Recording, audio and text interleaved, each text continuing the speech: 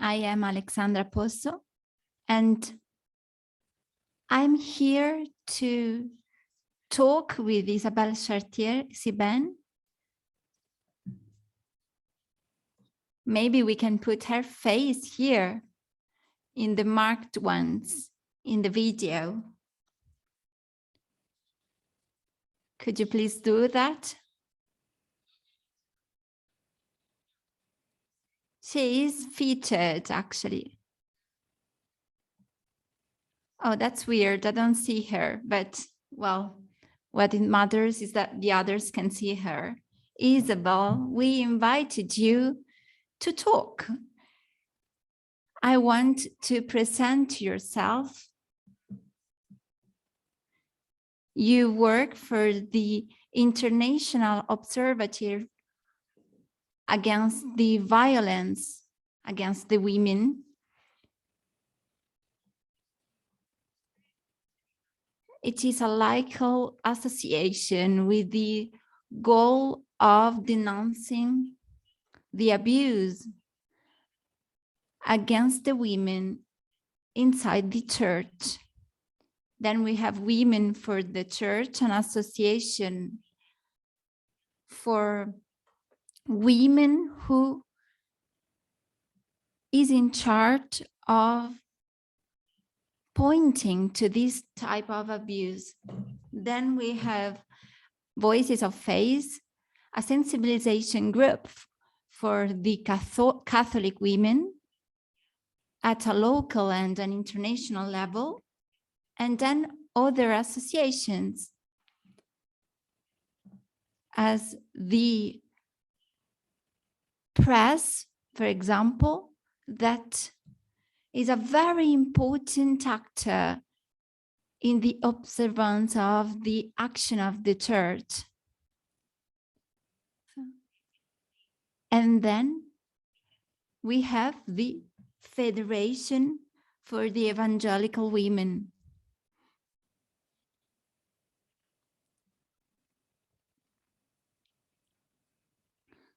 Now I would like to present to you all Isabelle Chartier-Siben. She is a doctor in medicine, psychotherapist, and she studied also theology. And at the end of the 80s, she saw the confusion between the psychology and the more spiritual side. So she started studying psychology with this goal. She wanted to work in terms of prevention of some diseases, such as the suicide, for example, or the IDS. Then she worked on the study, on the psychological study of the victims of these diseases. Together with her husband, she created an association, to support the victims of spiritual and sexual abuse. Isabel will talk about the role of her association and the evolution of her association.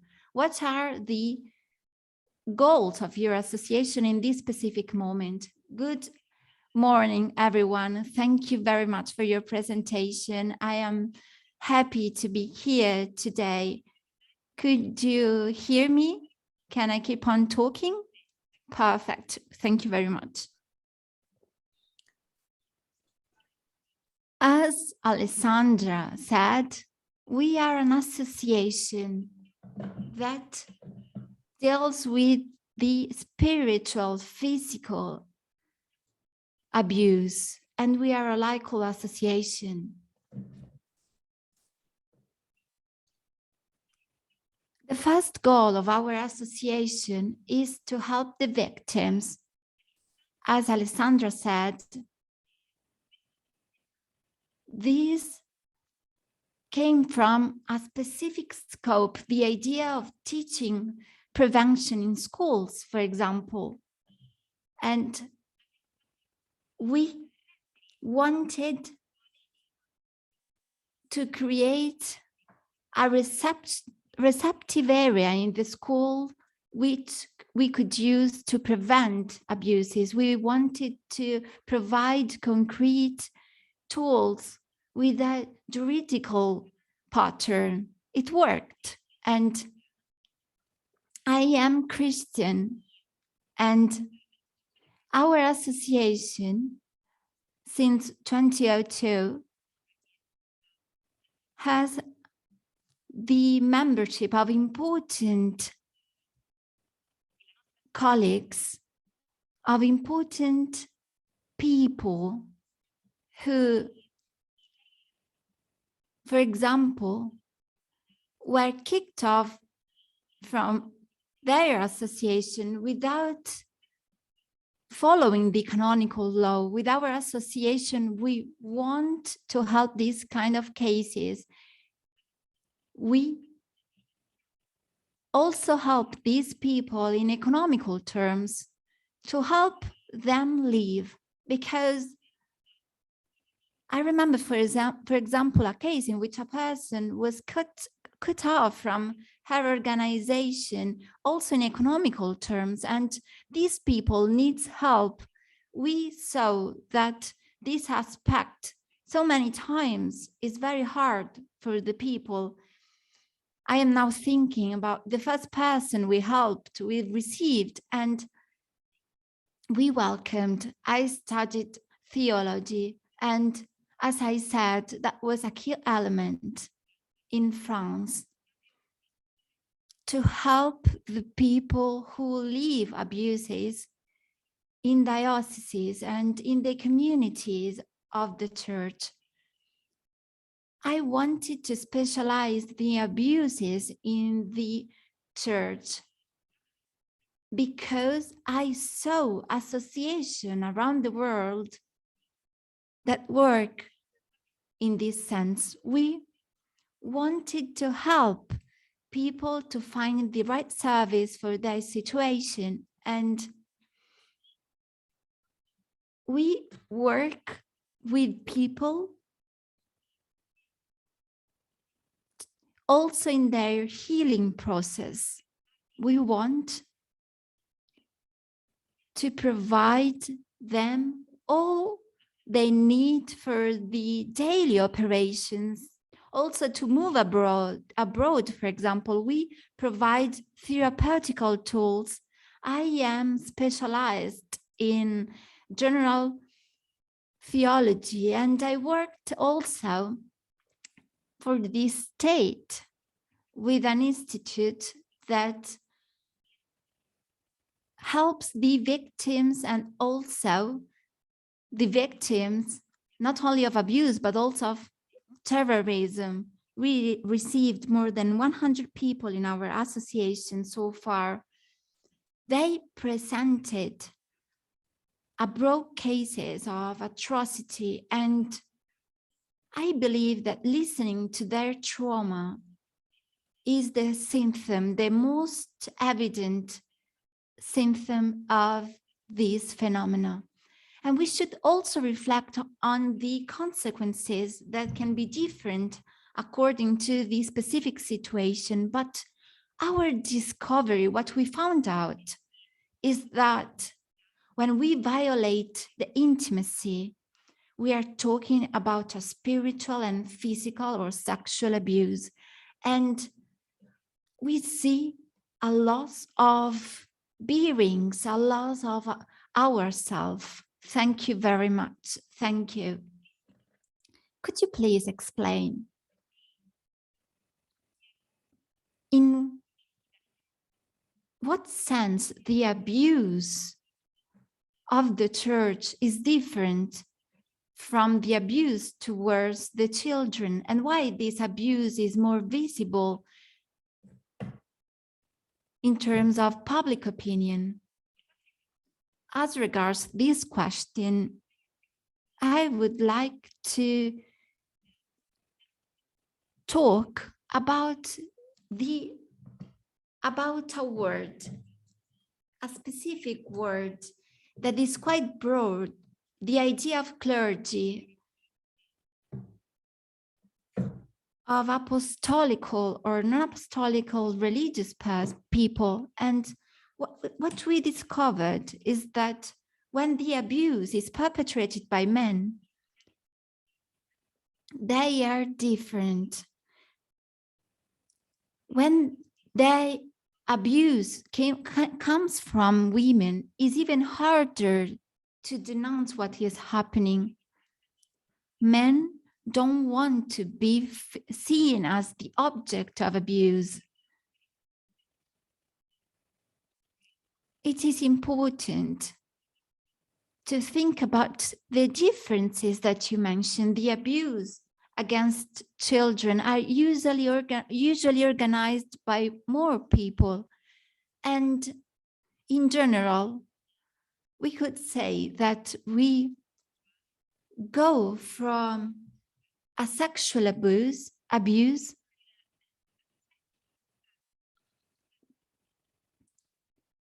to the children. We see a sexual hunter that acts on the children, but in so many cases, this person has a charm also on the environment that surrounds the children. He or she wants to create a kind of fascination towards her or himself in the area around the children, and the people around the children don't see what it is happening. What we need to do is make people around the children understand what is happening. When we talk about sexual abuse, we are talking about people who believe that the children can forget soon what happened.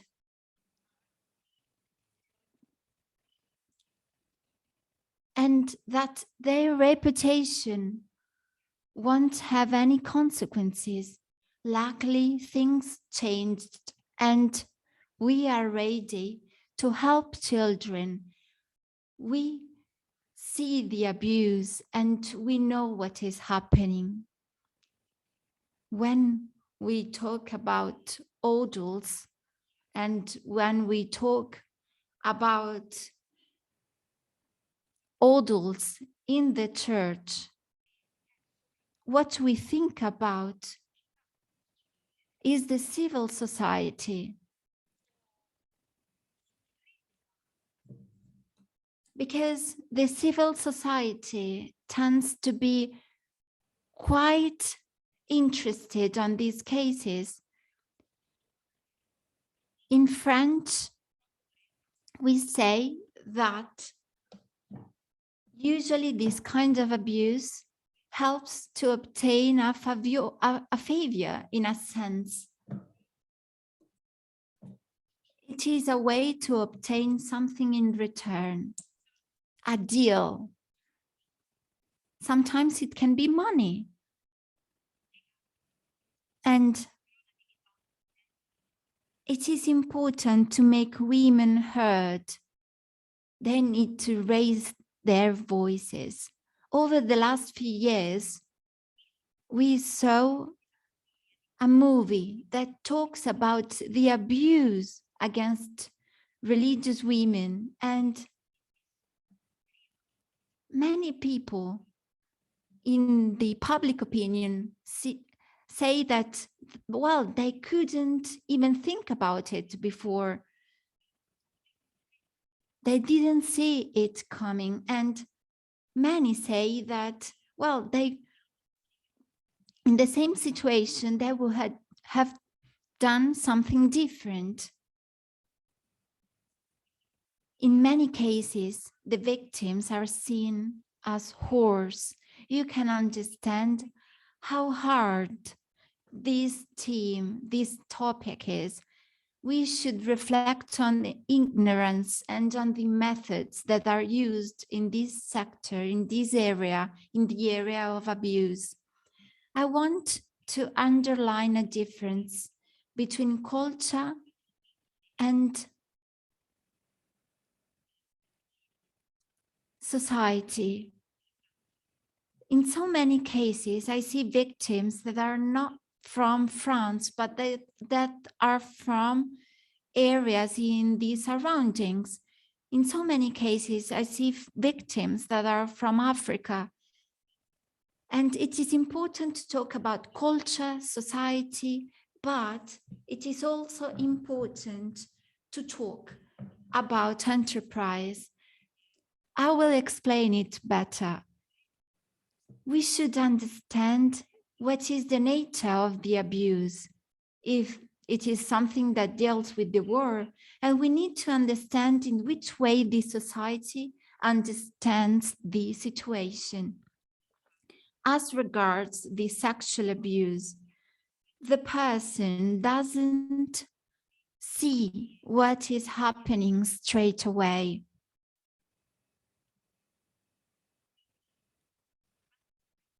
When we talk about abuse on religious people, especially on religious males, the women had 3 vows of obedience, and in her spirit, there isn't a sexual relation. When we talk about priests or other clergymen, the spirit is the same. We have this idea that the abuse doesn't exist. The idea at the basis is the same. I would like to add that this notion is quite ambiguous because the victims of abuse, they are vulnerable, and the concept of consent is not easy to figure out. Yes, I agree 100%. The idea of what is happening is very complicated. There isn't a low status in France that helps us understand this type of abuse. We can talk about all these cases as violence, as attacks, as assaults, but we need to reflect on the character of these acts. I remember a politician that was condemned because his lawyer could convince the victim of the abuse that she wanted to suffer the violence. This is a very important problem in our country because there are different types of abuse, of sexual abuse. And we shouldn't forget the importance of culture in this sense. Religious people, male or female, can't accept this act. And for example, we cannot talk about a relationship. We should describe it as an abuse. And as the religious life, we see that there are so many histories, so many different episodes in which the religious woman is put at the service of the man. The idea of giving herself to the others. I received a question last week, and they said that the priest in their society is seen as a man, but doesn't have any children. So I believe that we are aware in our country of what is happening in our country. And we should reflect on these situations. We should think that in many cases, we see that our sisters have got ADS.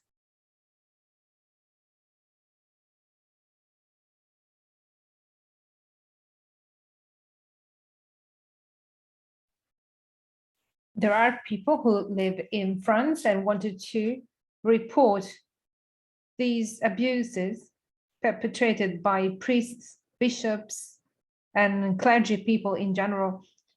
So, to what extent obedience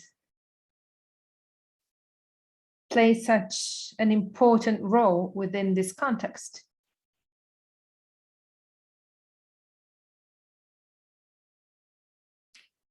Now, obedience,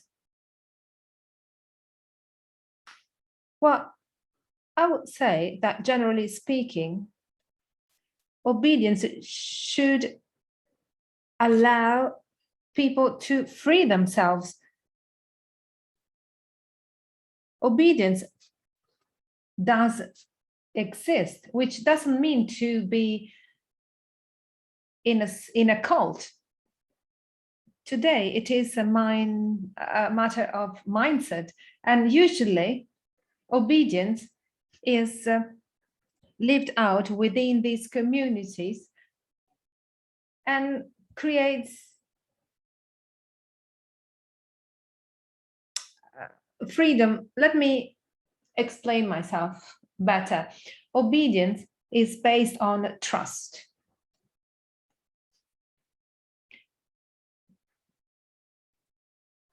Obedience means to respect or abide by an authority, which in turn allows to establish a relationship of trust, mutual trust. So when obedience becomes perverse, the person must be faced. So we have the person obeying, but that person is not just a puppet, you see. People will lose their trust in that person. They will just feel lost without even realizing it. Sometimes they will find themselves obeying. And if this obedience, we're sorry, but there's a terrible noise in the background. I think there's some kind of technical problem. If you could try and fix it, please.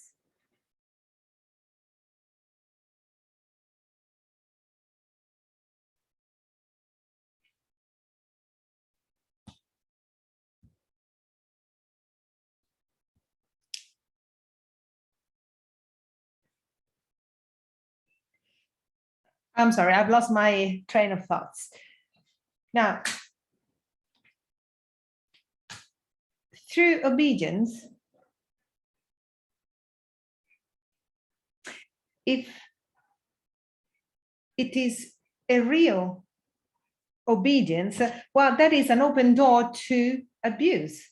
It could be an open door to abuse. You know, there are other types of abuse, like, you know, gaslighting or physical harassment, or as a matter of fact, it is a torture. What I've realized is that all the abuses religious women are the victim of, they take place in the strangest manners. Sometimes the person is just like a blindfold or tied on a chair. That is physical torture. It is also recognized by the legal systems of our countries.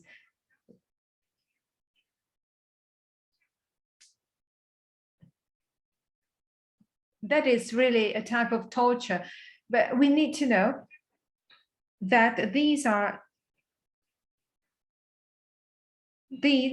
actions of aggression which are to be considered as tortures. In our country, in France, sexual abuse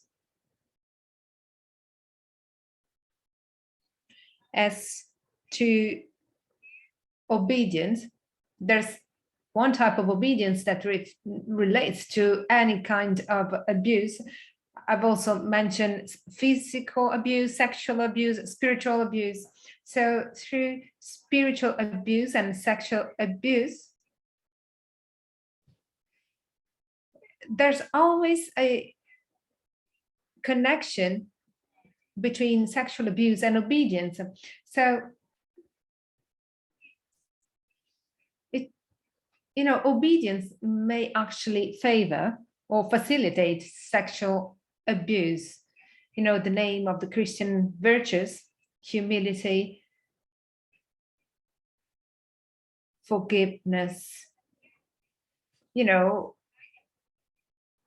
The door just opens up to sexual abuse, at least twice as frequently as in normal cases. And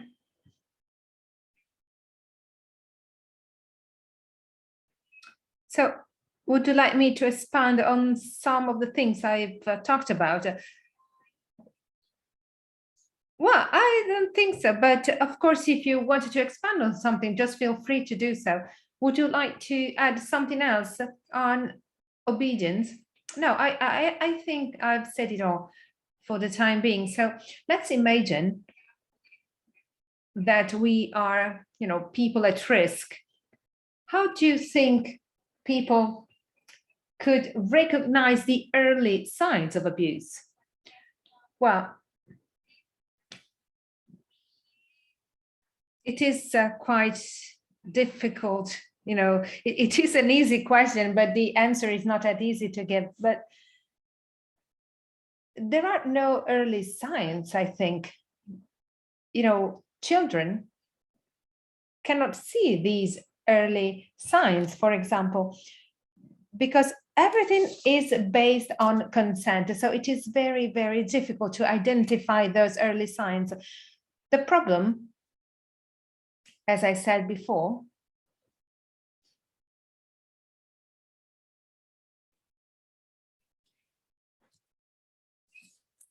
is whether this action can be avoided through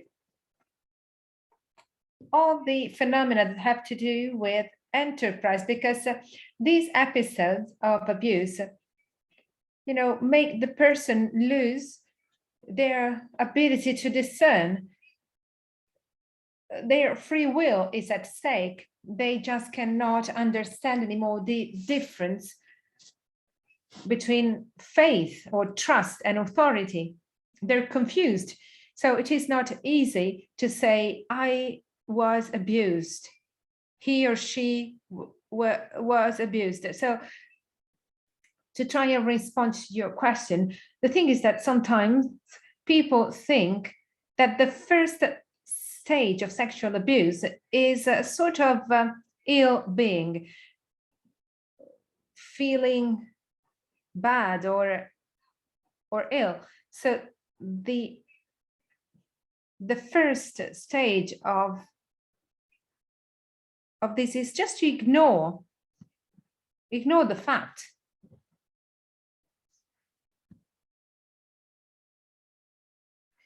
So in that case,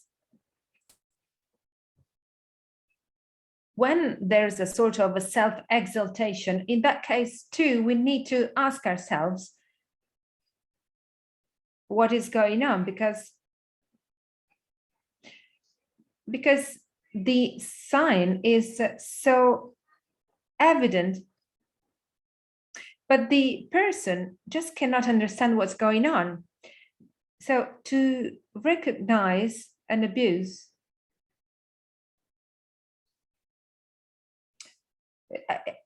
can be recognized the moment the person cannot find themselves anymore, when they cannot tell the different roles, when the person is doubtful and question themselves, and this uncertainty of theirs allows us to kind of understand what's going on. So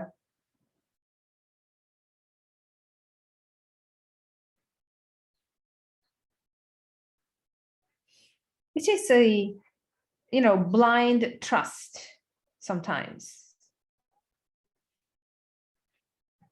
This person leads the other not to abide by the rules, like, respecting the other. It is at the basis of the ontology of ethics. Also, when the physical distance is not respected. But we can also talk about the laws ruling in a country. I remember once I was in Canada with other religious, and we were in Italy, not in Canada, actually. The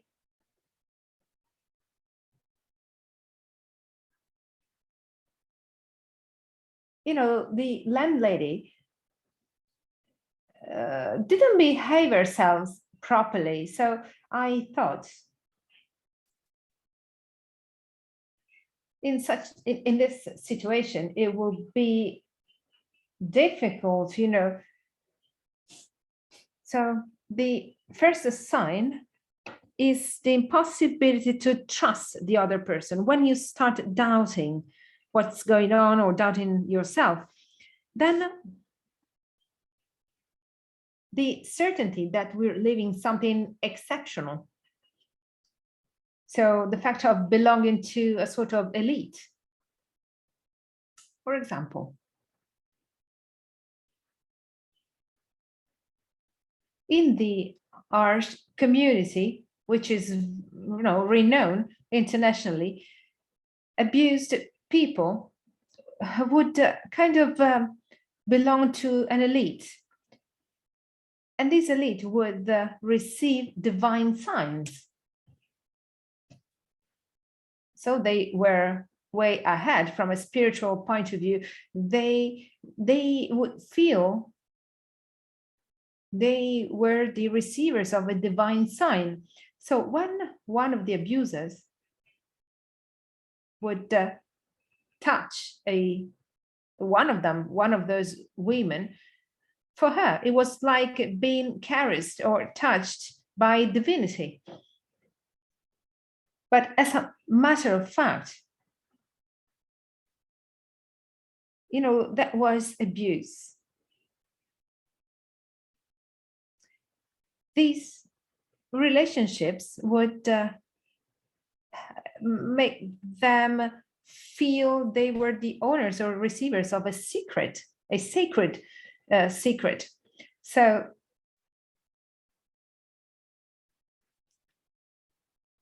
when they started, when you realize these early signs of abuse, you need to realize that that is not something normal. And then the inability or the impossibility to share about this with other people outside of your circle. So normally we are capable of communicating what happens to us, to confess what happens to us. So if we're in a relationship with somebody, we have no problem in talking about that relationship with others. However, I've encountered people who, had troubles confessing something entirely. And when they tell me that they don't feel like, sharing the whole thing with me, I tell them that, ours is a sacred space and that they can feel free to share whatever they want to share with me. But a sort of culture or understanding of silence starts. Sometimes they just feel ashamed because they're afraid of not being understood. Another sign, even if it is already late maybe, is the presence of symptoms, physical symptoms, like pain, sickness, or psychological illness, or food disorders, eating disorders. But before a deep depression or psychiatric conditions, because those episodes can also, cause serious neurosis. From a psychological point of view, it is, the feeling of being paranoid. So people just are afraid of losing their mind. They feel guilty. So these are all little signs that should trigger our senses and help us understand that something is going on, something not good is going on. Well, now we have the full picture. Thank you very much, Isabel. Thank you very much. That was great. One of the main problems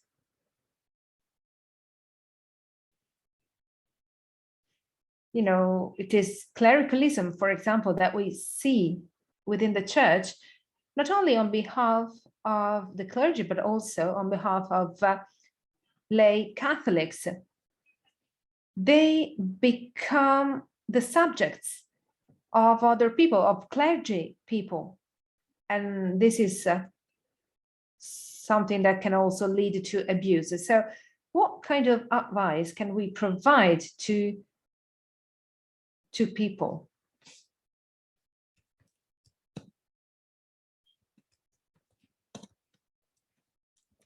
Yeah, that is true.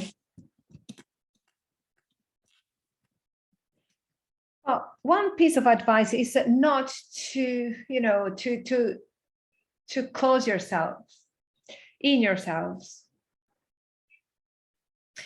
This is a never-changing world. The reference points are ever-changing for young people, mainly. So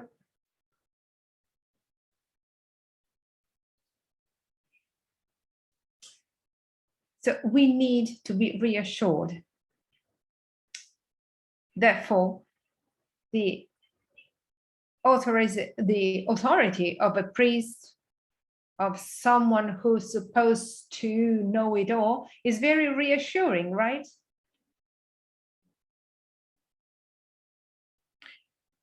Because people just need sometimes a sort of to be reassured, but that is deceiving, of course. For example, a man who was married, he was actually leading a double life. He was part of a cult, of a community.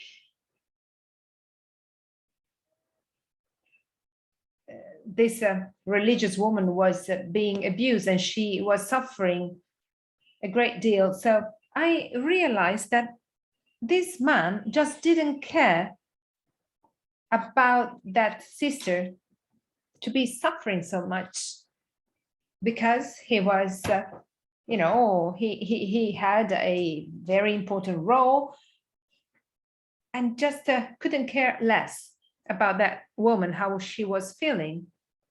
So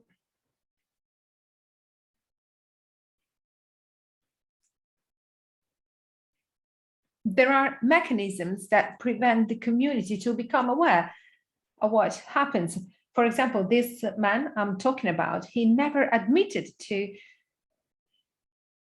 have abused of that woman, of that religious. There are so many people who don't want to admit to have done something because they don't want to lose their privileges, their status. So it is about restoring our self-esteem, self-trust. I've been working on this throughout my life, to increase people's self-esteem, because it is only self-esteem that can help us, find reference points. Not a person I will be subjected to. I need to trust myself in the first place. I need to be able to trust you because of the person you are. Do you agree, Alessandra? Yeah.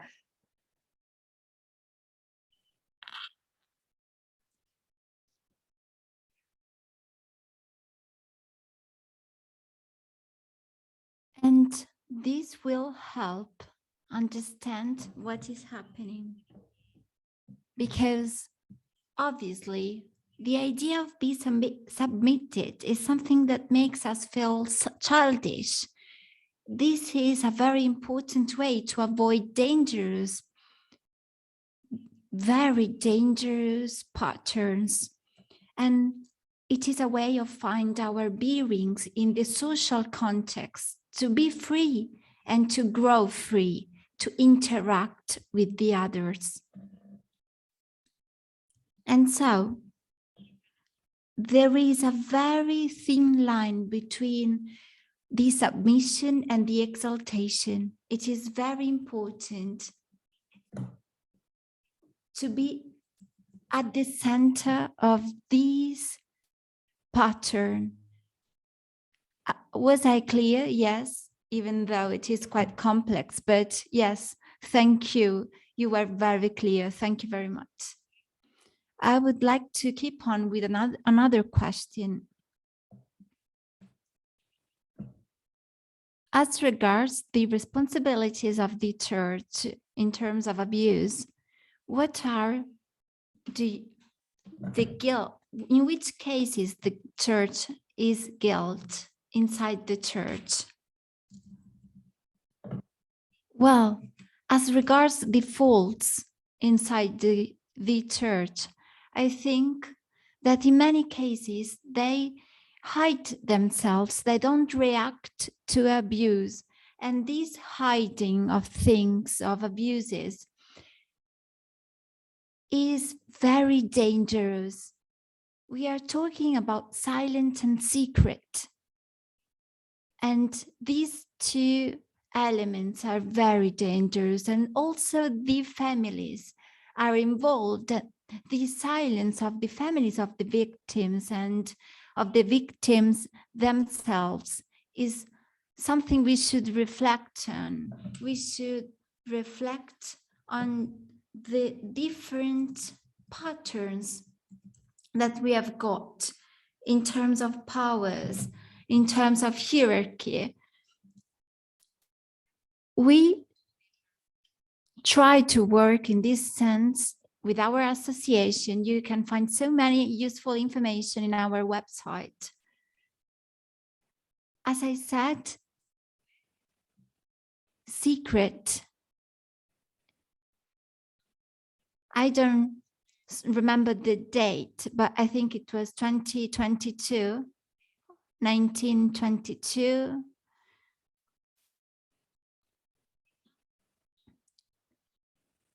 When I talk about this secret, I feel quite nervous because we are talking about a situation in which, for example, in so many different cases in the history of the church, there were some abuses that should have been told to the public, but that wasn't the case. We should reflect on communication. And in many cases, we should think about the different way outs. There are bishops that choose to remain silent, and I think this is something terrible. We should reflect on it. We go back to the idea of the secret. Pope Francis in 2019 abolished this agreement, this idea of secret. And I believe that this is a way of burying it deep down, a way not to think and talk out loud about what happened in the past. And we should also think about the silence of the bishops that are surrounded by liturgy, that they are actually happy that there aren't many clergy around them, and they prefer to be just a few.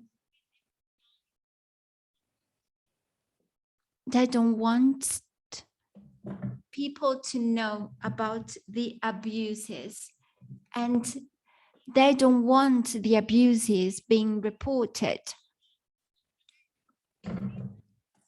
We should work on the awareness, because the awareness is the key to solve the problem of abuse throughout the world. Then we could also mention, as I said before, the silence of the victims. The victims sometimes don't talk, and it is important to remember that there are secrets that are imposed on the victims. They are denied from talking. There are so many secrets. I don't know if I can talk about them, because, well, I could talk about it, about 4 hours, but what you said about the secret inside the church, we are talking about problems that go back, as you said, to 1922, right? Yes. And we in 2019 couldn't actually believe our eyes when we saw Pope Francis that decided to abolish this kind of secret. In 1700, I saw some documents that were actually amended, but in the 4th century already we talked about secrets, the importance of keeping secrets, the importance of obedience, the importance of the confession of the victim. Yes, we've got so many secrets, and one specific secret that we should actually reflect on is the secret of pedophilia. Thank you very much. Very interesting. Thank you. And now we could go back to the work of the seers. What we could say about the decision of an independent commission in France. What is something related to the presence of the lay or of the religious people. Could you also talk about the formation of this commission? I could say that we are talking about a society that talks, a society in which there are movements, in which there are ideas that prepared the society to welcome these type of actions. There are people who actually want to talk and people who are able and prepared to listen to abuses in the church. In so many cases, lay association and religious associations work to help the victims of abuse. We worked on a case, for example, in which a bishop saw that there were some cases of abuse that weren't out there, that were buried. It is important to work and do an effort and make an effort to help these type of situations find light. There is a movement in France that proposed the creation of a commission in Parliament about pedophilia, and a journal, a religious journal, actually a Christian journal, released some declarations in this sense with a petition. Society has got a role in this sense. We know that then in Parliament, things actually weren't as we expected, and the parliamentary inquiry actually didn't go well, but the Senate acted with the formation of a commission of information on children abuse. I intervened as an expert, and I am certain that it was very helpful for the society at large. Society is very involved in these topics, and we know that there are so many things at stake.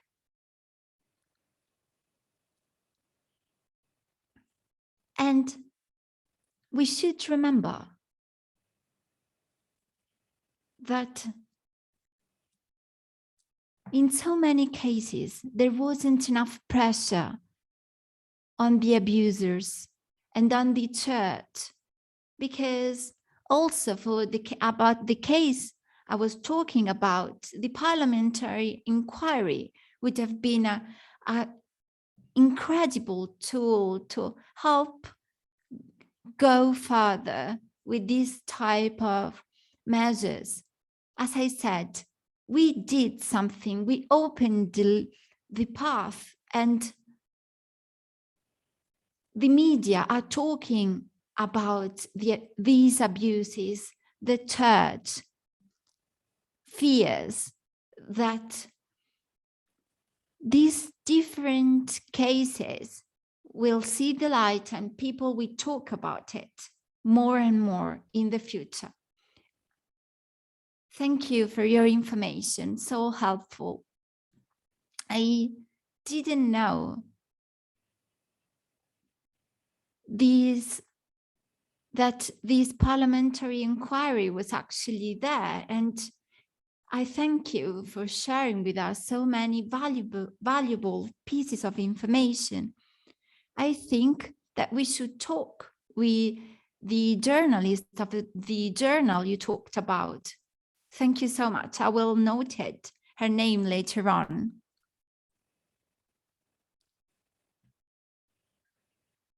Well, we could talk about the fact that in May, there will be the meeting of the Italian bishops, and they will talk about abuses. We could prepare a document to convince the bishops to form an independent commission. And we want to see how we can be actually persuasive, because, you know, in Italy, we try to form some cells of listening in the different churches, but in so many cases, people are not prepared at a local level. They are not prepared to listen to the victims of abuse, and we are in front of a wall.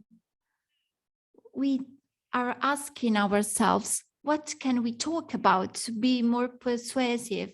How can we go further? How can we make the bishops listen to our questions? Before listening to your question even more, if you want to add something, could you please say if you've got more documents that you used in the past to talk with the bishops? Well, yes, we've got more documents. This is helpful because, you know, I think we can't talk about persuasion when we talk about the bishops. Italy is so involved in what happens, and the bishops of every age, especially the elderly, they had the problems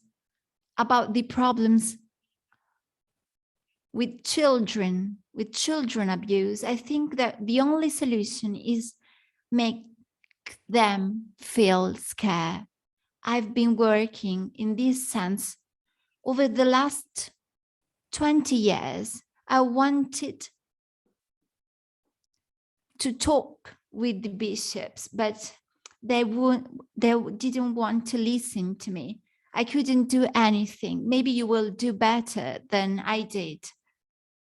I know that there are so many different documents that are just filed and they don't even read them. I think that this is not very helpful. And well, at least this is what I think. I respect the opinions of you all, the freedom of speech, but I felt quite humiliated because they wouldn't listen to me. I think that they should feel our fear. And this is the same case as regards, for example, the parliamentary inquiry. We should make them feel the pressure of what is going on at a social level. And currently in Italy, well, it's not very easy to talk with our politicians because they don't have the level of listening. They can't listen to us. They don't want to listen to us. Yes, I don't know if you know Christine Bishop, the journalist. She acted by herself. Only at the end, she worked with the politician. She asked for their opinions. So we start with a petition for the Christians, and in which context? She basically announced her Christian witness in a Christian environment. And at the time, she was a president of a commission and director of the journal.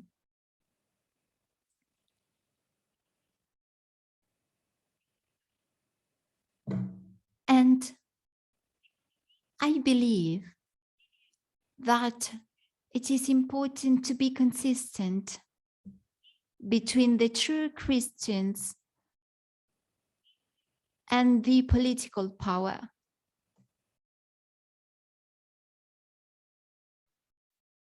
But you agree in that there will be an electroshock needed to awaken everyone's attention, because yes, of course, absolutely, because the world is just asleep and people just do not realize what goes on. So of course the clergy is very much interested in not leaking or in not letting these information out.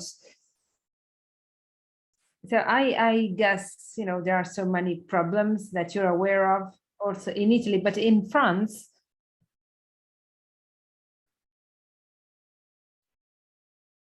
there's a collaboration. But the problem in Italy is that it is not easy. But thank you for your advice. In order to respond to your question about listening cells, well, I don't think they're enough. Because people will just feel judged and judging. Alessandra and myself have worked together, and we've identified some difficulties, the independence, for example, of this listening cell, and then,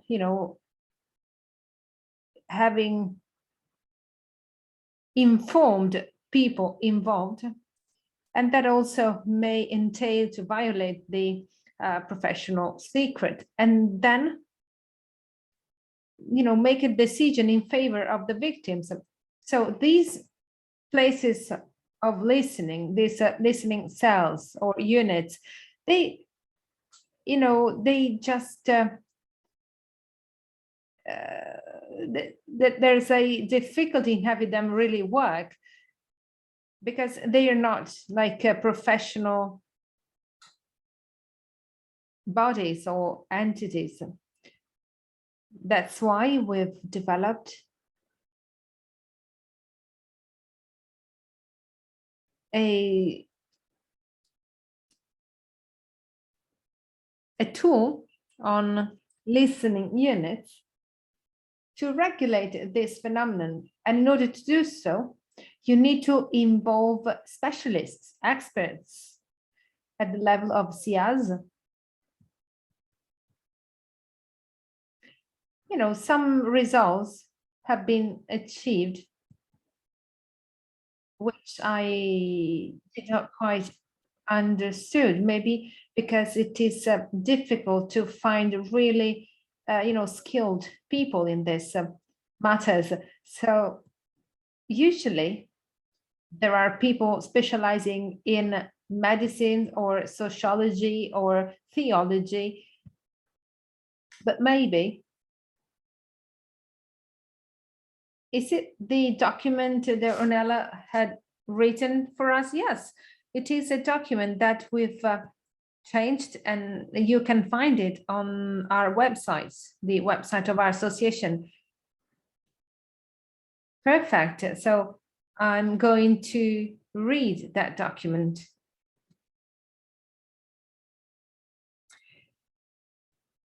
I hope we haven't abused of your patience. Would you be willing to respond to some questions that we have from our participants? Well, there are a few in the chat box.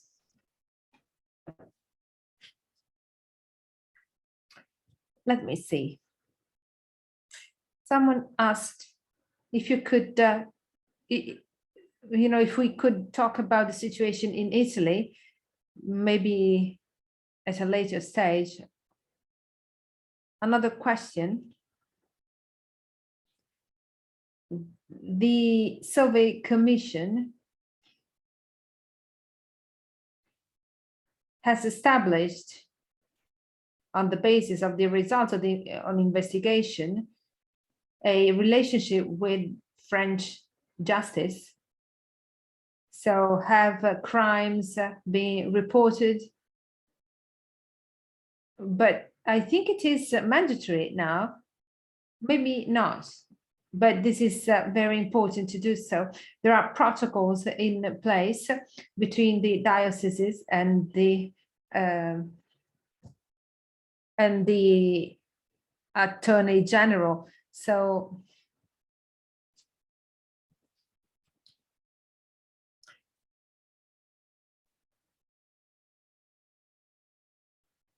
there are dioceses that are not included, I guess. So the DA doesn't have the chance sometimes to develop an investigation. So we need to find, a way to conduct these investigations. A total of 30 agreements were signed between the diocese and the DA's office. But what do you think about the fact that the date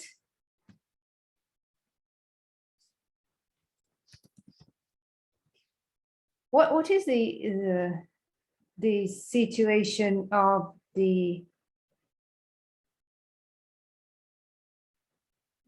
prescription, the statute barred? In France, the absence of statute barred only exists in case of crimes against humanity. So in my view, sexual abuse on minors is a crime against humanity. However, I think that statute barred was extended, I think, last year, as far as sexual abuse on minors is concerned. But it expires once these minors become of age. So when they turn 30 years old,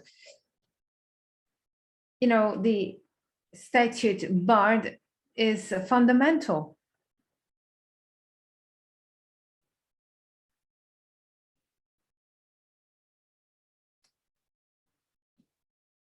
Because, to break away from silence, allows many people, or spurs have many people to speak up after even 40 years.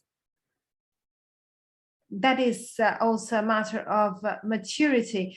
People who were traumatized tended to remove the trauma, but the trauma surface again when they're older.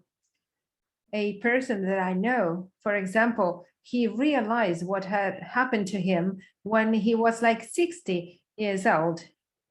So many years had passed since the abuse. Well, there are many cases ongoing of religious people who were abused in the past. For example, if you were abused by a priest, it is very, very difficult to speak up. Another question says that their daughter was gaslit. Yes.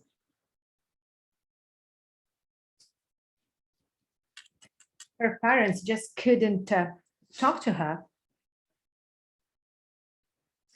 She's been suffering from heavy depression for 2 years now. She sees a psychiatrist. I was also thinking about these other religious women who you know, who also underwent electroshock therapy. But when you reach that point, you know, the situation is really serious. What do you think, Isabel? Well, maybe the term you use is not the correct one, but I understand what you say.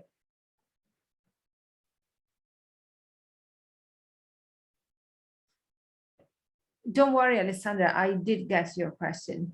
Anyway, when this person left her community,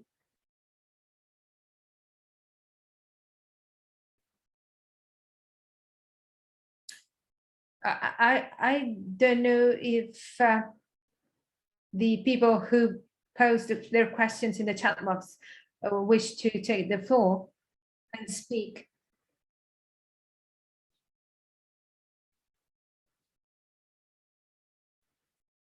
I would like to stay anonymous because, you know, we're in a very difficult situation and we do not have contacts with our daughters anymore. So we need to be sort of anonymous undercover. But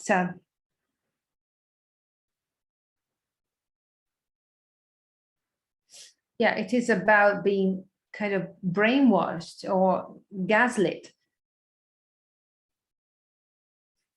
So we've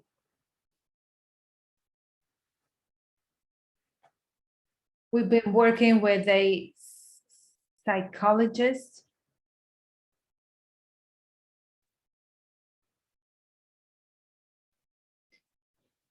even our local bishop wrote a letter to the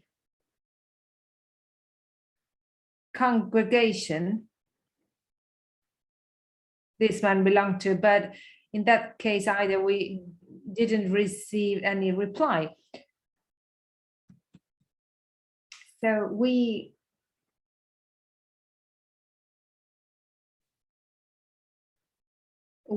been in touch with many people, but as to France, we talked with Abbot Franciscu because I had read a book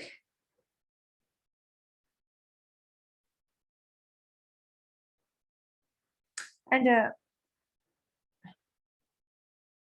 sorry, I just wanted to say, is it the book?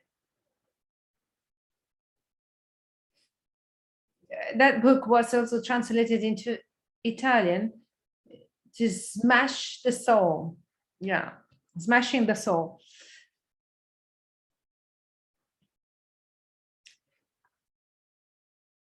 Well, that was the title in Italian, Schiacciare l'anima, smashing the soul. But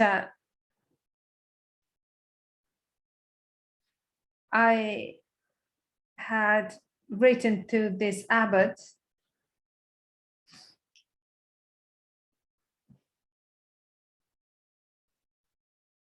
and he confirmed that was a case of psychological abuse. However, I just cannot get a concrete answer. Well, it is the same old problem, you see, because when a cult enters in contact, gets in contact with your daughter, but are you in contact with your daughter? Because it is very important that you keep in touch with her. Yes, but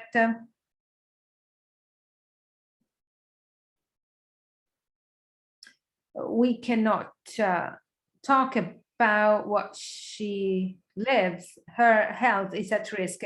But we need to try and keep distance, because she could,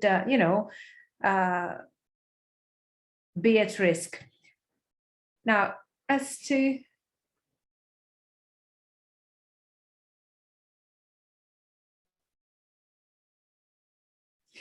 the problem of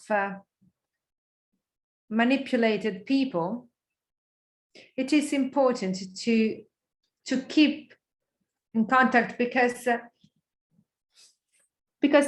there will be something that will click and will reawaken the traumatizing experience. But it is very important to talk to her, to use objective arguments to strengthen her self-esteem and her trust.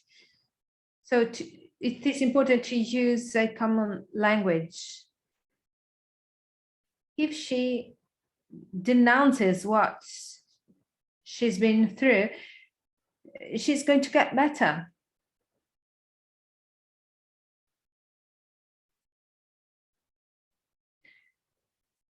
I'm sure one day a memory will surface again, a memory when she was a child, maybe through smelling something, and that smell will reawaken some elements of the past.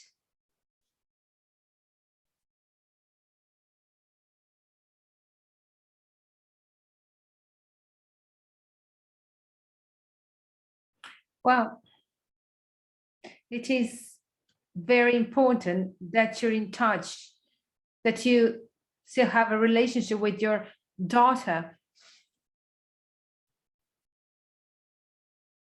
That could be the only way out for her, you see. Thank you very much. There's a question for Isabel. Sylvia, if you wish to take the floor and ask your question, feel free to do so. Yes, we can hear. So I'm a lawyer, and I'm starting to work on this kind of problems.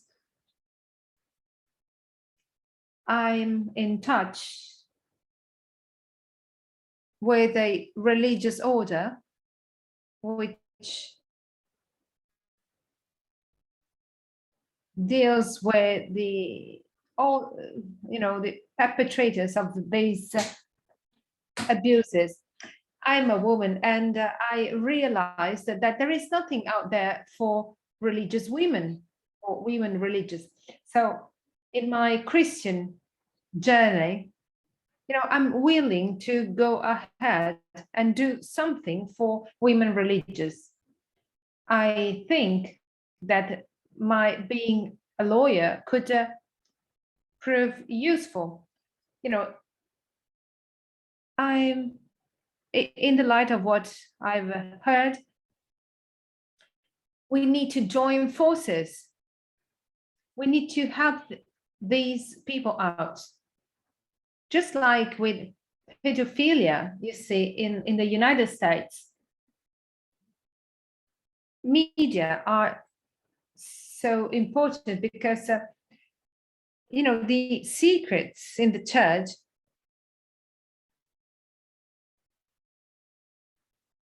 are due to the fact of not wanting to create scandals. But that has become a justification not to speak, not to make these cases public, because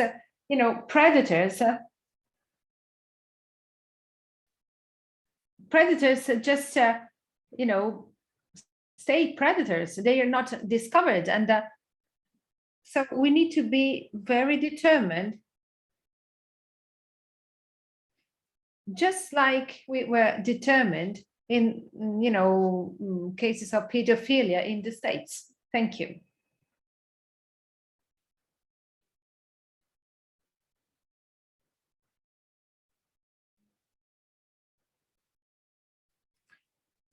So I'm going to translate for you.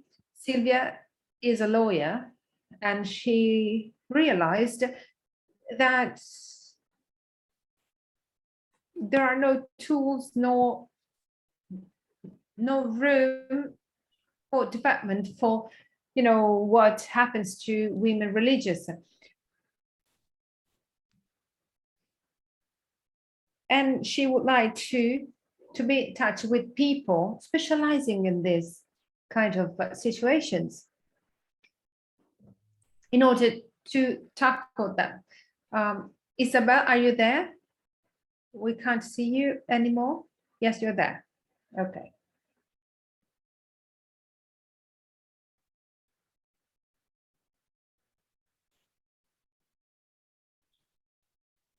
There should be an Italian foundation with your skills. Your 20 years old experience in order to tackle this problem.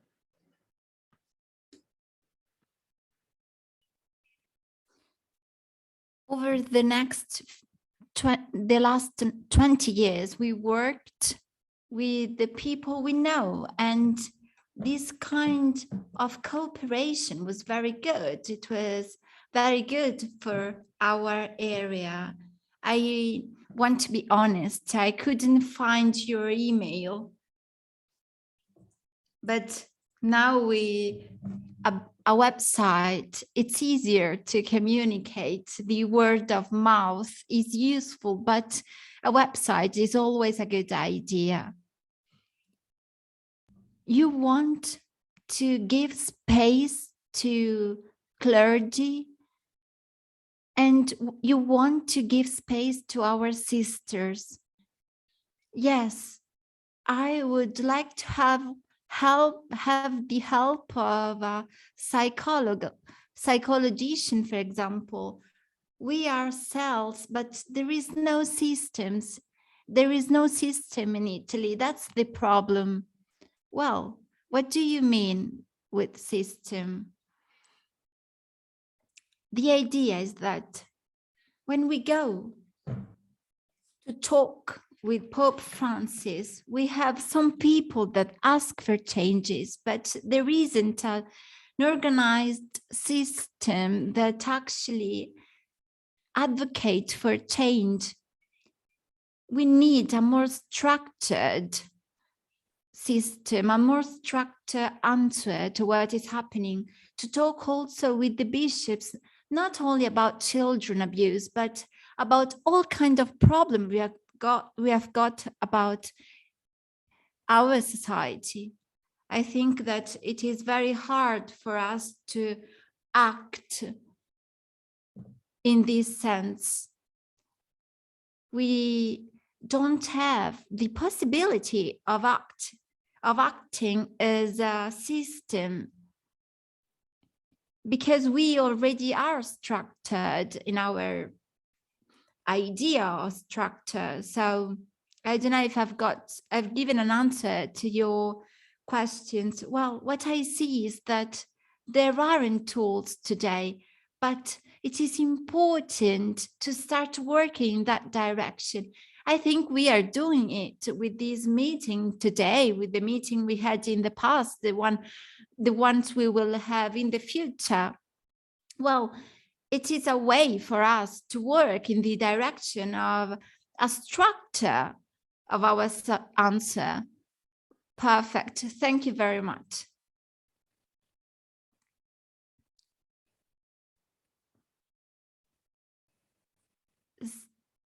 Sylvia said that we need to find an answer, a system, a way to find the right help for the victims of abuse. It is important to pressure the Vatican. It is important to advocate for change. Yes, I agree. There are some associations that work with victims in France. And for example, the REF, an association for the parents of the victims.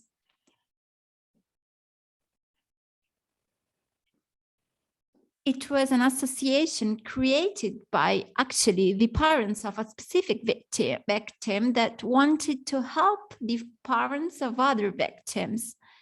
This is a very virtuous cycle that we can use to promote our work. We should remember that some of these associations have got an international public. And Isabel, I know that some of the association of victims want to talk with REF. I know actually that there were some interactions in the past. I talk with these people regularly and they are available. The problem is that the association of victims in Italy are quite problematic. I don't want to talk further, but you know what I'm referring to. Have we got more questions?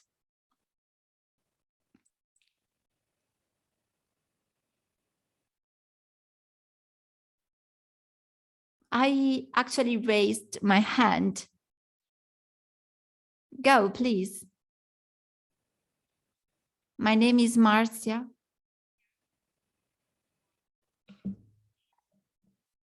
And I am part of the group France Pas. Sorry, I was switching my features here on Zoom, but I wanted to say that today we planned this meeting with many associations with a specific goal. And the goal is our cooperation. Marcia, sorry, your audio is very bad. We can't hear you. Sorry, I was saying that I will give the floor to Manila, a student who is writing her dissertation about the topics we are talking about. So I would like to leave the floor to her. And then I would ask a question to Chartier. Thank you very much. Hello, hello. It is so nice to be here with you to talk about my dissertation. This is an opportunity for me to understand your ideas, the ideas of the experts of this sector. I am digging in the abuse of the religious sisters, and I study philology. I think that I've got so much more to learn, but I want to explain that during the first year of my university degree, I wanted to study this topic, and I took a specific exam on the abuses. A professor helped me in this path, and I decided to write my dissertation on that because for me, this is a very fascinating topic. I believe that we have got so much to learn. At first, I wanted to write a dissertation on the Virgin Mary, but then I changed my mind. I wanted to focus on the abuses perpetrated on the sisters in the church. When I heard from my professor the first time that there were abuses on the female sisters in the church, I was quite shocked And I thought that if I was shocked, it was quite clear that the media coverage in this sense is not enough, maybe because of the presence of the Vatican in Italy that affects the public opinion. All these made me want know more. And I met in 2001 with Dr. Loffredo for a meeting that was very interesting. The idea was to denounce what happened and report what happens inside the church. For me, it was very hard to participate in that meeting in an emotional level, but I decided that I want to raise my voice as well. I want to help these women. I want to help give dignity to the victims. I was quite afraid of this choice. I was afraid that I wasn't sensitive enough, or that my perspective wasn't the most appropriate one. So I decided to talk and talk and talk with people around me. I decided to study more. I decided to dig inside the libraries with articles. I decided to follow seminars throughout Italy, for example, the ones on human abuses of ways of faith in December. The idea is talking and understanding what is happening. This is one of the goals of my dissertation. I want to study this topic with a broader perspective. Professor Laura Carnevale is the person who is helping me with my dissertation. And I want to mention also the Dr. Ludovica, who will be the key person for me in the future for my questions. I'm sure she will give me the answers I need. And I know that her experience is so valuable. I'm so gratitude. I am not just talking, but I want to say that I'm so very grateful for this experience. And I would like that this dissertation could help more and more people throughout the world. I believe that some of the topics I will discuss in my thesis, in my dissertation, will change in time because it is still a work in progress.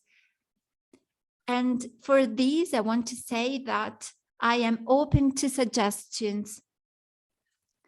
It is important to change a subject of the current world into a historical and scientific topic to study. It is not easy, but it is important to do it. And I believe that it is important to focus also on the episodes in Africa, on the attitude of Vatican against abuse. That is not enough. In 2019, Pope Francis was the first to say that the church is not doing enough in this sense. In my dissertation, I will talk about Europe because I can't talk only about Italy. There isn't enough information because of the censorship. I will also dig on the events outside of the European context. But what I want to say is that it is also important to reflect on the clericalism. It is important to reflect on the normalization of the figure of the priest, without forgetting that the hierarchical system we have got is replicated in the female systems of the church. It is important to analyze this structure. It is important to help the victims to understand that they are victims of abuse. And it is important also to focus on the different forms of abuse. There is a spiritual, emotional, physical, religious abuse that can have so many different forms, and it is paramount to reflect on them. Last but not least, we wanted to create a database of the abuses.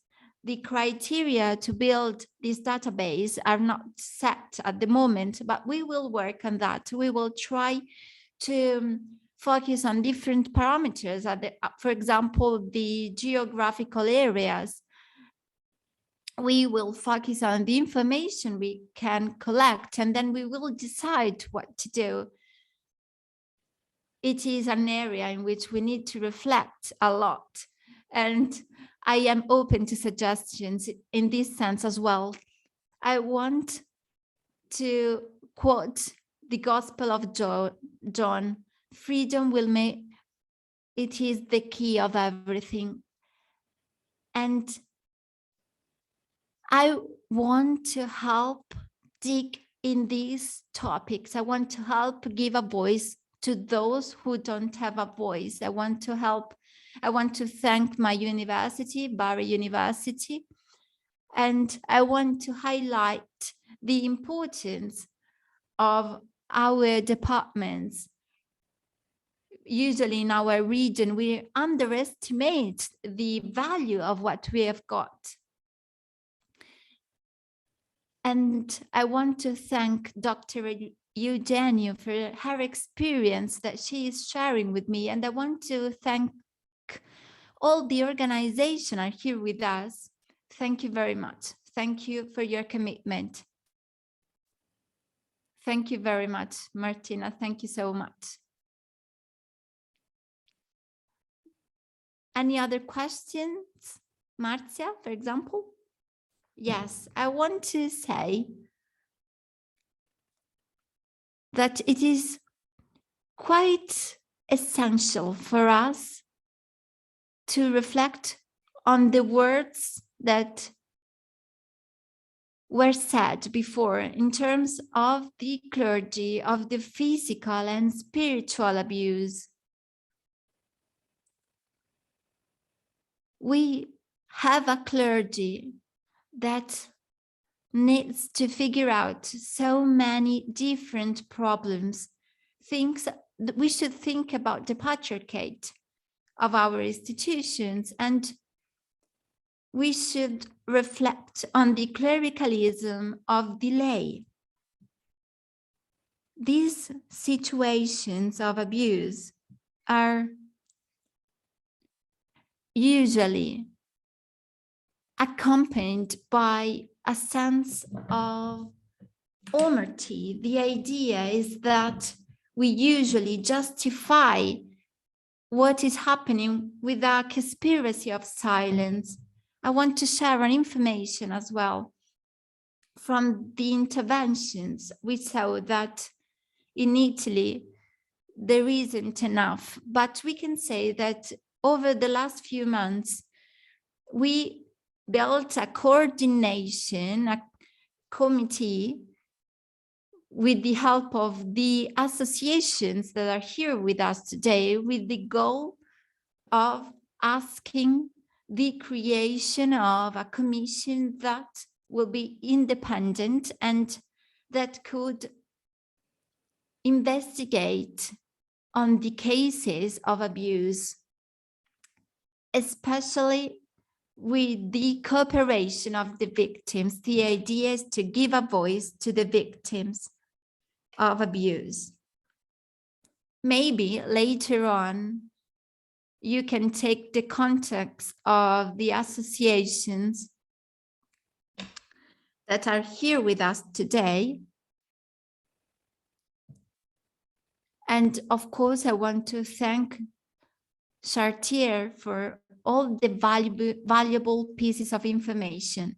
But do you have a specific question? Yes, my question is about the patriarchate, the structure we have got, that we should destroy, that we should try to rebuild. In what way the patriarchate helps perpetrate abuse against children?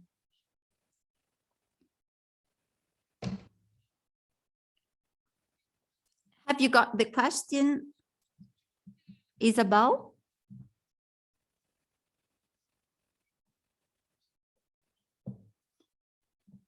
Yes. Sorry, I was listening in French.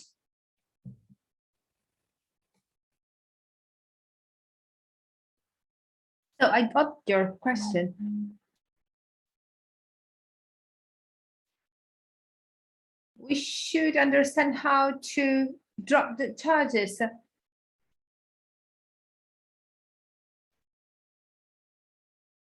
This mechanism that prevents us from understanding it. But is that the question?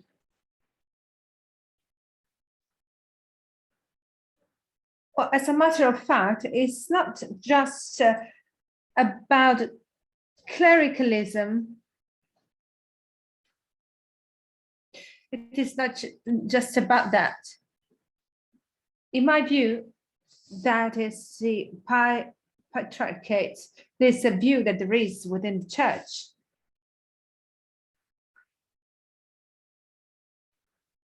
So it is true, patriarchate is there. It's always been there.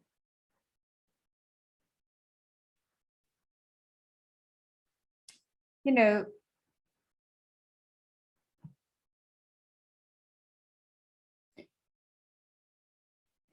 the people who try to exert the power on women, on children,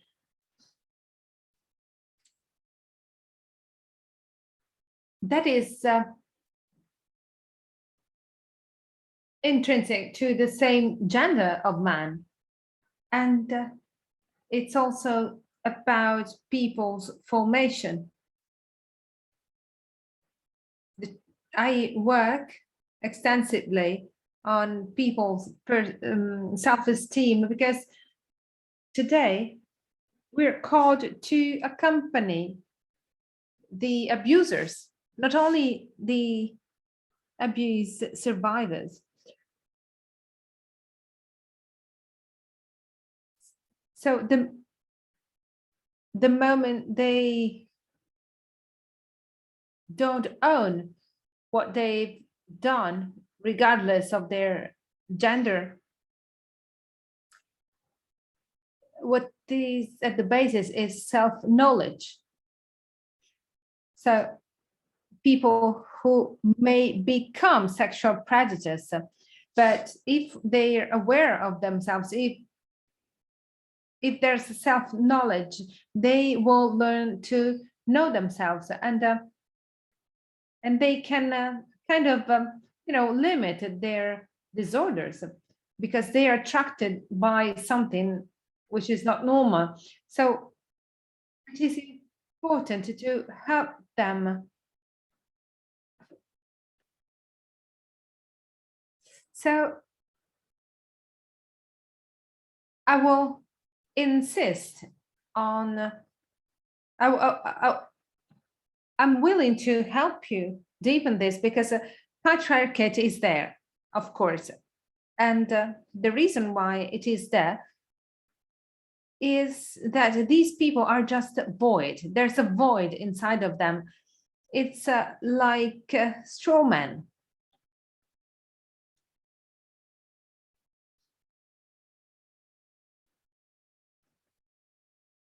Marcia?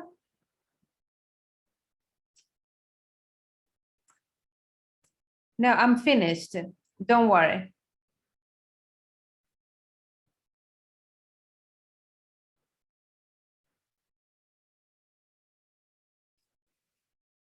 Yeah, we need to wrap up this conversation. Our time's up. So I would say that we've tackled all the topics. May I just ask a question? May I take the floor? I'd like to draw your attention. I don't know why we need to wrap this up, because what Marcia's just said is extremely important. I'd like to know your opinion about this. Don't you think it will be necessary to take on a different mindset on behalf of those who are fighting this? We are all church. You know, through our baptism, we are church. So why do we need to pass through the bishops?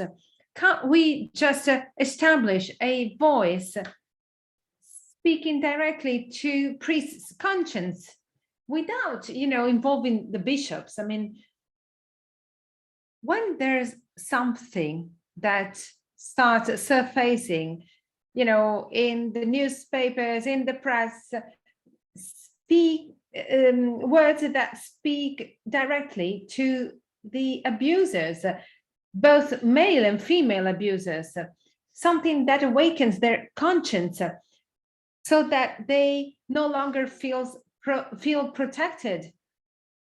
That way we can break this circle.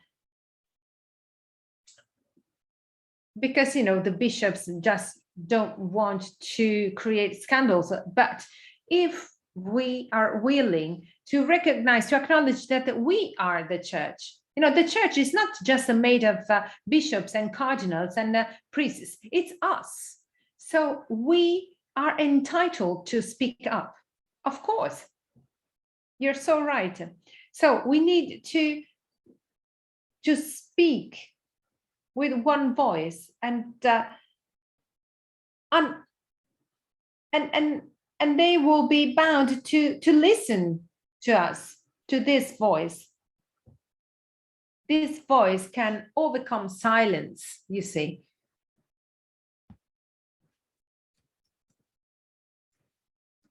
Well, of course, this code of silence needs to be broken, of course. If we could bypass the bishops, that will be, that will be great, but we, of course, need to work on it. And I will be more than happy to do that. I'm more than willing to. I've already shared with you my email address in the chat box. I'm available. Sandra and Ludovica have asked for the floor. Good morning. I'd like to insist on educating others, on forming others. Can you hear me? Yes, we can hear you, Sandra.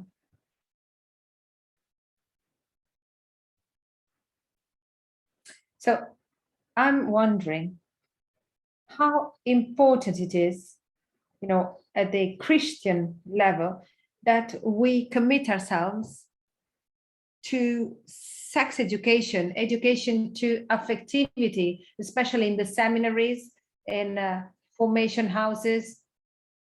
Because, I also think that teenagers too need to be educated on this. But sometimes it is the church herself that hinders this process.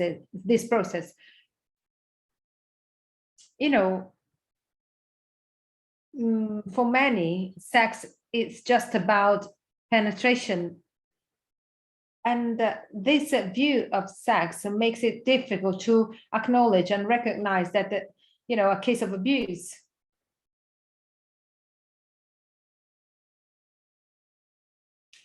Thank you, Sandra. Very interesting what you say. May I reply? Yes, sure.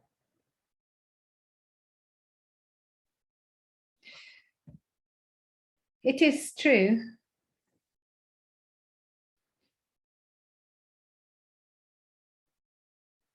that I'm baffled by the lack of education on this theme, especially on behalf of priests. And I'm very happy when, you know, we tackle sexuality in this other way. Now,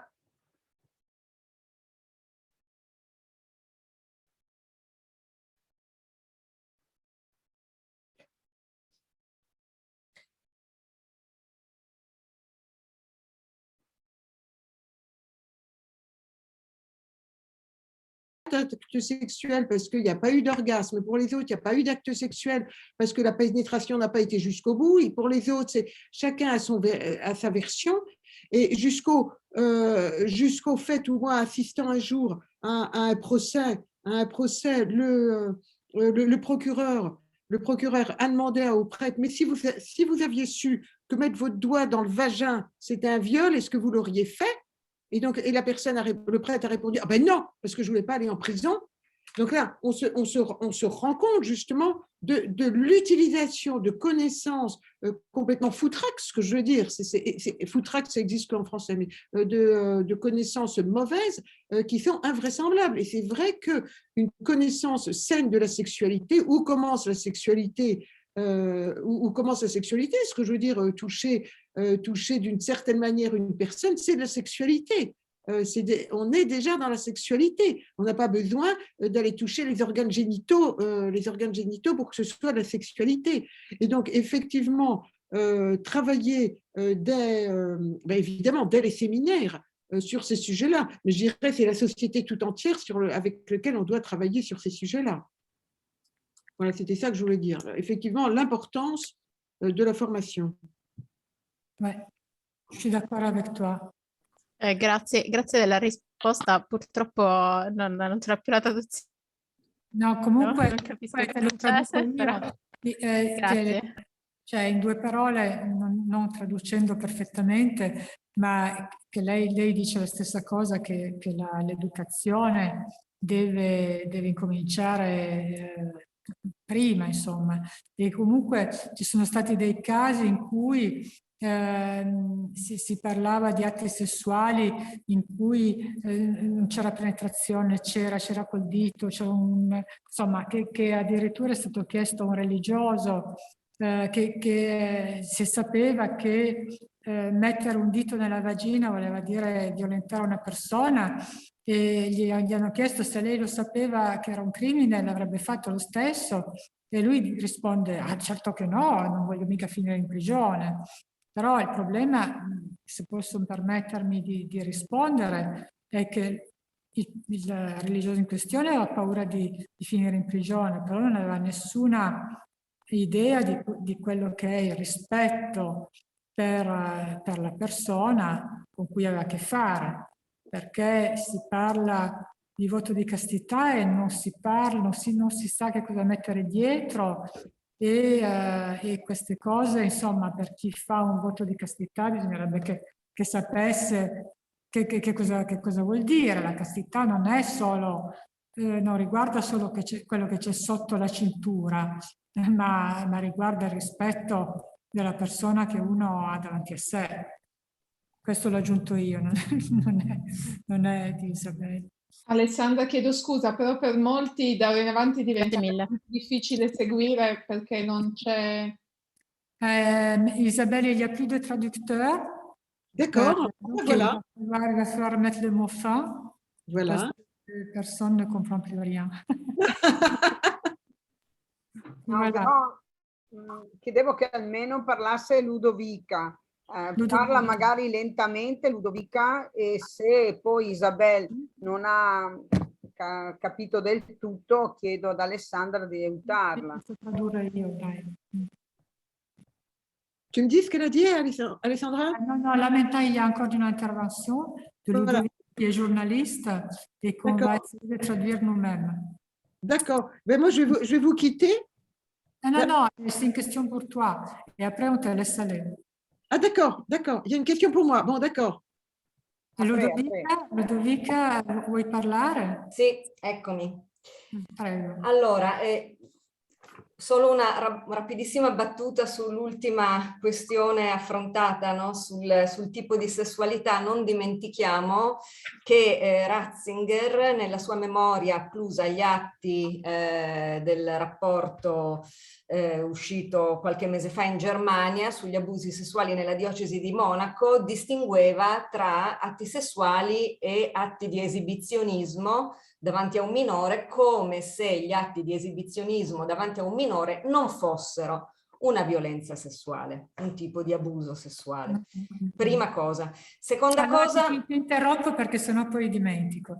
Alors, première question pour Isabelle, c'est que ça concerne qu'est-ce qu'on met sous le mot acte sexuel, et l'allusion de Ludovic, c'était au rapport de Ratzinger par rapport à ce qui s'est passé à Munich il y a une vingtaine d'années, enfin quand il était là-bas, on va dire, et que face au fait que des actes d'exhibitionnisme n'étaient pas retenus come un acte sexuel, ben lui ne savait pas prendre position. È questo che dicevi, Ludovica? Sì, Ratzinger distingueva come se non fossero entrambi degli atti di abuso, come se uno... per il fatto stesso che non ci fosse il contatto fisico, addirittura non fosse un abuso. Alors, pour Ratzinger, en effet, du fait qu'il n'y avait pas de contact physique, pour lui, dans le cas de l'exhibitionnisme, ça voulait dire qu'il n'y avait pas d'abus. Hein? Donc, voilà. Et ça, c'est la première question. Donc, la question, c'est comment définir qu'est-ce que c'est qu'un abus? Hein? Qu'est-ce que c'est qu'un acte sexuel? C'est ça? Non, c'était seulement une réponse à l'intervention précédente. Ce n'était pas une question. Okay. La domanda per Isabelle invece è diciamo una domanda che riguarda un aspetto strutturale, che sono gli aspetti che secondo me c'è molta difficoltà ad affrontare nella Chiesa. Sto leggendo un articolo accademico di una studiosa, di una ricercatrice tedesca che era qui fino a poco tempo fa e ha partecipato al nostro incontro, sulla pastorale come diciamo sulla cura pastorale come espressione di un rapporto squilibrato, dove c'è uno squilibrio di potere tra il prete e il minore o l'adulto, nel suo caso lei prendeva in considerazione gli adulti, per cui sostanzialmente dal momento che 3/4 degli abusi avvengono in un contesto pastorale, la consulenza pastorale in sé, cioè tutta l'attività di un prete a fianco di persone che vanno da lui a chiedere un aiuto, può essere configurato come uno spazio non privo di potere, sostanzialmente. E in assenza di competenze precise, di una deontologia rigida e di, come dire, a fronte invece di una figura che va a colmare tanti vuoti e tanti bisogni, questo può portare e porta facilmente a un rapporto rischiosissimo. Ecco, volevo chiedere se lei condivideva questo approccio e vedeva anche lei proprio nel tipo di rapporto tra il prete e il laico nella parrocchia, nell'oratorio, questo tipo di rischio. Allora traducete voi? Allo? Voi chi? Sì. Que je traduise? Ok. Ok, Agnese. Ok. Alors, elle dit que dans les paroisses, dans les groupes de jeunes, il y a un rapport qui est déséquilibré entre le prêtre et les laïcs, et en particulier les mineurs, les jeunes, parce que il a toujours beaucoup de pouvoir. Et généralement, il n'a pas... Enfin, malheureusement, très souvent, il n'a pas la formation ou la sensibilité nécessaire pour comprendre que ce rapport de pouvoir risque de déraper facilement dans un abus. C'est ça, Ludovic, que tu as dit? C'est bien? J'ai bien compris? D'accord. Oui. Ce que vous dites, je suis tout à fait d'accord avec ça, et je reviens juste sur la première partie de ce qui a été dit. En tout cas, tout ce qui concerne l'exhibitionnisme, le harcèlement sexuel, etc., en tout cas, c'est pénalement répréhensible. Hein, donc, dans tous les cas, ça, on s'en réfère à la loi, et on voit que, voilà, au niveau de la loi civile, c'est répréhensible et pénalement répréhensible. Par rapport à la question, c'est vrai que le prêtre et ils ne sont pas formés à avoir des fonctions partout dans le monde civil. Les gens ont une formation qui correspond à leur exercice. Et nous, dans l'Église, la formation ne correspond pas à ce que vont faire les personnes. Ce que je veux dire, un jeune prêtre n'est pas formé pour pouvoir aller s'occuper de jeunes, et n'est pas formé à savoir tout ce que ça va entraîner en lui comme réaction, comme transfert, comme contre-transfert, comme ceci, comme cela, en quoi sa sexualité va être ébranlée, puisque justement, sa sexualité, il l'a mis de côté, donc il ne sait pas. Et moi, je plaide vraiment pour qu'il y ait une supervision permanente des activités. Quand nous, par exemple, quand les thérapeutes, on est supervisés, ce que je veux dire. Mais là, les prêtres, ils ont tout pouvoir. Ils n'ont personne à qui ils doivent rendre compte de ce qu'ils font, jamais. Même l'évêque, de temps en temps. Et, oui, c'est ça. Et il n'y a pas de supervision. Donc, je crois que déjà, ça serait... Et puis, moi, je sais que certaines personnes le font. Par exemple, pour un accompagnement spirituel, il y a des gens qui mettent en place des contrats où chacun, de façon à éveiller aussi la personne qui est accompagnée au risque de l'accompagnement. Et donc, définir un cadre, définir une manière d'agir, définir une durée, définir un lieu, définir quelque chose, des limites, et que quand ces limites seront dépassées, que la personne puisse se réveiller et se rendre compte qu'il y a quelque chose qui ne fonctionne pas. Et donc, peut-être travailler davantage sous forme de contrat, je ne sais pas comment l'exprimer, mais quelque chose où les deux personnes sont impliquées, pour éviter ce surplomb du prêtre. Et la notion de contrat me semble intéressante parce qu'il y a une prise de conscience, il y a un engagement puisqu'on signe, et il y a une équivalence de rapport.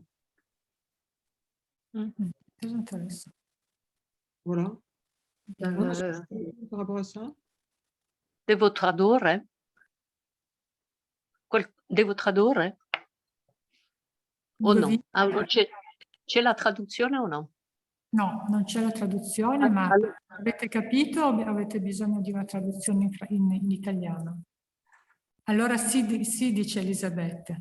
Traducete meglio. Allora, vuoi che faccia io o tu, Alessandra? Pure, perché io mi sono distratta un attimo, ho perso qualche cosa. Ah, ok, allora dice che in effetti approva quello che ha detto Ludovica. Prima di tutto dice che ovviamente l'esibizionismo è penalizzato dalla legge, è un reato. Altra cosa, a proposito della formazione, in effetti il prete non è formato, non è stato formato per l'esercizio, per per il lavoro che farà. Quindi quando per esempio si trova davanti a un gruppo di giovani, sono mosse molte cose in lui, la sua sessualità, transfer, controtransfer, eccetera, e non sa gestire, ecco, queste cose, non è stato formato, quindi è molto rischioso. Ci vorrebbe una supervisione, ma non esiste. Il prete ha ogni potere, non deve rendere conto a nessuno. Esiste una cosa interessante nell'accompagnamento spirituale, a volte si firma un contratto fra le due parti. È una presa di coscienza reciproca. Questo contratto prevede, appunto, mette dei limiti, prevede il luogo, la durata, il modo di intervento, e in modo che la persona accompagnata possa eventualmente accorgersi quando questi limiti sono superati, e questo sarebbe veramente auspicabile. Grazie Ines. Vous avez une bonne mémoire. Ci sono altre domande? Allora... Ho preso appunti, j'ai pris des notes. Ah, bravo. Pas seulement la mémoire. Ok, bene, mi sembra di aver capito che nessuno ha più delle cose da chiedere. Possiamo mettere il punto finale? Ok, beh, allora ringraziamo tantissimo Isabelle che ci ha riempito di informazioni molto interessanti. Grazie per la disponibilità, per la simpatia, e grazie a tutte le persone che sono intervenute e che hanno ascoltato, che hanno fatto delle domande, che sono state presenti. Et niente, Isabelle, nous attendons ton RIB, et, parce que nous voudrions te remercier concrètement pour le travail que tu as fait pour nous. Et donc, je te dis à très bientôt, au revoir. Et Grazie. Un très grand merci, vraiment très intéressant. Vraiment, bravo pour votre travail. Et à presto, Isabelle. Au revoir, à bientôt. Au revoir. Bon courage, parce qu'il en faut. Grazie Isabelle, grazie. Grazie a tutte, grazie. Merci beaucoup a tutti. Grazie Isabelle. Grazie ad Alessandra che ci ha permesso. Grazie Guardate dove Alessandra. sono, guardate che meraviglia. Madonna, bello. Ci fai schiantare Il salotto di Stupendo, casa. Alessandra. Facciamo una proposta ironica. Cancelliamo i preti e trasformiamo il tutto in una visione di comunità di base, vero Beppe? Ci sto Marzia, pronti? Siamo d'accordo. Togliamo i preti, ci salviamo di molte cose. Dai. Comunque rimane il patriarcato comunque. Esatto. Ma intanto smantelliamo una colonna portante. Una bella fetta comunque. Esatto.